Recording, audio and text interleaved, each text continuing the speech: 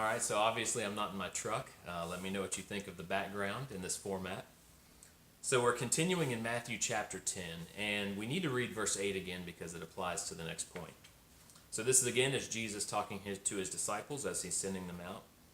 He says, "Heal the sick, cleanse the lepers, and cast out demons. Freely you received, so freely give. Don't take any gold, silver, or brass in your money belts. Take no bag for your journey, neither two coats, nor shoes, nor staff, for the laborer is worthy of his food." And then I wrote in my commentary, people would pay everything they had for healing or to see a loved one rise from the dead.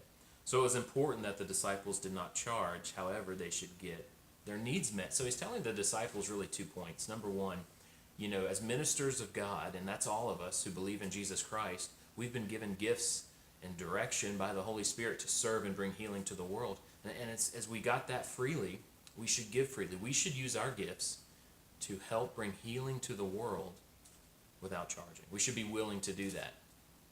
These videos, they're free. I don't feel called to ask for money. And I just enjoy doing it, and I hope they help people. But then on the other hand, he says this, that the laborer is worthy of his food. And that's so true, and I'm so thankful for the people at my church, the staff that just bring so much healing to the world and what they're accomplishing. And they are worthy of it, and so many people are worthy of it. And so many other Christians are called to make money to financially support them. We're a body built up of many parts, and those parts are different, and we have different functions. And I know for me, I enjoy making money. I feel called to make money to help support the people who are called to full-time ministry. So just know where you are in that. But no matter who you are, even if you're not a full-time minister and you're not getting paid for it, you really need to have this mindset that, man, God freely gave to me. I need to freely give to the people around me. And then you also need to have the mindset that it's so important to find a local church that you want to support financially, one that's a good one, that's actually helping people, that's balanced with grace and truth, and make sure you're giving money to that church so that those people who are ministers there, they can continue to do what they do, and certainly missionaries too.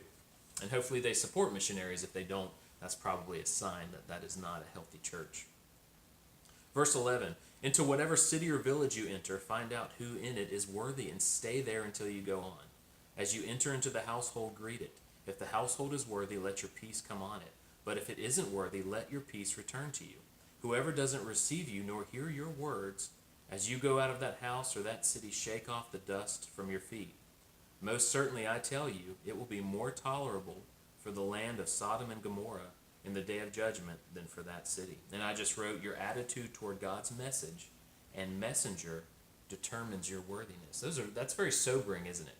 So think about that. If Sodom and Gomorrah, if their judgment is going to be more tolerable than these cities that received the disciples, how much more most of the world in this generation that is just filled with disciples of Jesus Christ and messengers and messages. Think about all the sermons that are just on YouTube and Facebook and other social media sites. Think about that you have the Bible in digital form that you can look at anytime. Man, are you worthy? Do you respect that? Do you respect God's messengers and message? Of course, there's so many people who pervert the truth by either saying that you have to earn your salvation, or some say that all you got to do is believe in Jesus Christ and you can still act as bad as you want to. Both of those are wrong views. You should not accept those messages or messengers, but for the people who are balanced in grace and truth, do you accept that? I know my videos reach a lot of atheists. I know my videos reach people who do believe you have to earn your salvation, and I think you're wrong. And I just want you to realize that you've really got to sober up about that. That you might think that you can be very disrespectful to God's messengers and messages, but in a way, man, that's an extension of Him, and that's just saying you're unworthy of Him if you reject the people He sent out, even though we're all flawed. You're really rejecting God.